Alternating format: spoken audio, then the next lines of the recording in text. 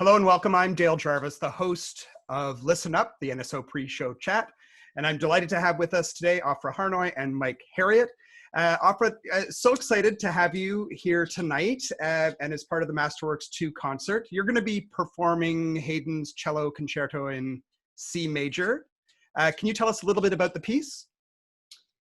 Well, it was composed between 1761 and 1765, and I think Haydn composed it for one of his longtime friends. It has 3 movements. It's kind of in the traditional sonata form, ABA. The first movement is very grand, and it actually has a cadenza that was written for me by one of my teachers, Vladimir Orlov, which I love playing. And the second movement is very sad and wistful, and also ends with a solo cadenza. And then very brisk and exciting last movement. It's really a staple of the cello repertoire. So, and I actually haven't performed it in about 30 years, so it was quite a treat to be able to perform it with Mark David and the orchestra. Excellent. I know you've had a very varied career nationally, internationally. What for you are some of your career highlights? Well, that's difficult to say. I mean, I toured all over the world for most of my late teens, early 20s, 30s, and basically touring 10 out of 12 months of the year and every country had something to offer. It was a learning experience and different audiences and having the excitement of the travel and trying different foods and experiencing different types of music. So I think it all kind of worked together to create the person that I am, all those experiences. So, yeah. Do you have a venue that stands out in your memory, a particular interesting or favorite venue that you played? I think there are 2 that are kind of landmarks in my mind. One of them was playing Carnegie Hall because I could feel the ghosts of all the great conductors and composers and people who had been on that stage, and it was quite a momentous occasion for me as a teenager to be able to play in both of the Carnegie Halls.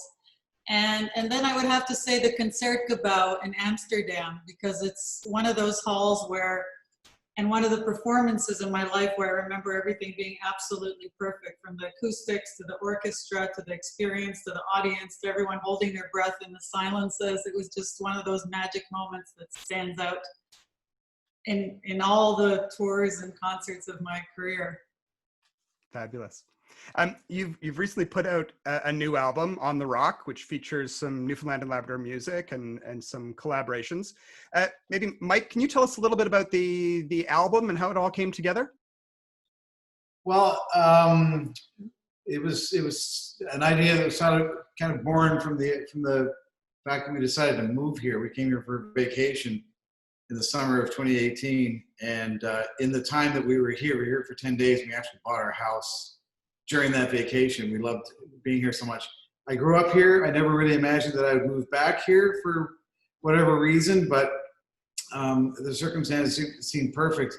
And in that time, and the time that we were spending together, and Ofra was kind of getting more familiar with my history here in Newfoundland, she started really falling in love with the music and the people and the energy of the place. And so after we did the Back to Bach album, we had kind of set our sights already on doing a Newfoundland album. We started exploring, and we brought in some of the Newfoundland pillars of the Newfoundland culture and music, like Bob Hallett and Alan Doyle and Maureen Ennis and a few of our friends, Kellyanne Evans, to help collaborate on putting this album together. And while we didn't want to reinvent the wheel, we also didn't want to repeat every kind of version of this Newfoundland music that we're used to. We wanted to see how we can incorporate the voice of Ofra's cello into and her voice as a musician into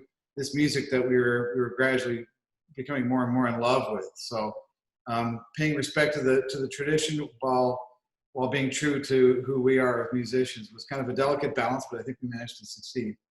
Also, it was amazing that it fell to us to do this during when the whole COVID thing started. So it was actually quite lucky because we had our guests record their parts right before we left on a tour, before everything fell apart. And then when we came back, we kind of enriched all the arrangements. Well, Mike wrote these beautiful arrangements, but we had all the time in the world to give each movement, each piece here. A bit of a luxury for us to not have the distraction of continued touring. We were supposed to be traveling a whole bunch throughout the spring, and we managed to be able to stay here and do the album. So we're, you know, in a way, you know, the silver lining of the cloud kind of thing.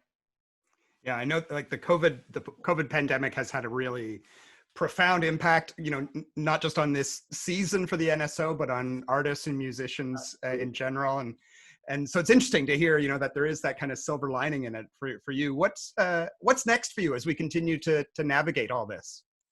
We have some touring that's been scheduled for next year, which I'm gradually watching the dates get pushed back as we get closer to them. But in the meantime, we've got three albums that are in various stages of production moving forward. And without getting into too much detail, because, you know, spoiler alert and all that sorts of stuff, we got to leave something for the Christmas day of the album release kind of thing. But we do have a concerto album that we're working on that'll be coming out in the next 1.5 to 2 years. We have a solo cello album, so anyone who's a solo cello, unaccompanied cello fan aficionado might want to guess what that album might be. And then beyond that, we have another album we're considering right now. We're thinking we'd like to do an album of George Gershwin, focusing on the music from Porgy and Bess. And so those are the three projects. We have some other ideas knocking around in the cobwebs as well. But and we're very lucky that we actually have a studio in our home. That's one of the luxuries that we have here in living in St. John's, and that makes it possible for us to do all this wonderful work together. And we love making music together, and we love working together. Yeah. And also during this whole COVID crisis time, we've put out some goofy videos on our YouTube channel. So we kind of a little levity there for in between our work. Exactly. Sit there idly after a day of sweating over a hot mixing console and come up with some goofy ideas for musically related videos. They're all on her Ofra's YouTube channel. Yeah. But yeah, we are lucky we have the studio in our house. For the concerto album, we're not going to be able to fit 60 or 70 musicians into our studio, so we will be going to probably a studio in London, England for that. But we're really kind of on hold with that, depending on what happens when live music can come back, which I hope is pretty soon, because I really miss playing for a live audience. As soon as we can get that many people into a studio without having to be 12 feet apart. Absolutely. Well, it sounds like you're going to be busy, and you still seem happy after being locked down together for a while. So that's a good sign for your relationship, I think. You know. Well, if there's one person in the world that I'm thrilled to be locked down with, it's my husband. Couldn't imagine being with anybody else. It's perfect. Yeah, couldn't. Good. Well, looking forward to the concert. Thank you both very, very much. Thanks a lot, Dale. Take care. Take care. Bye-bye.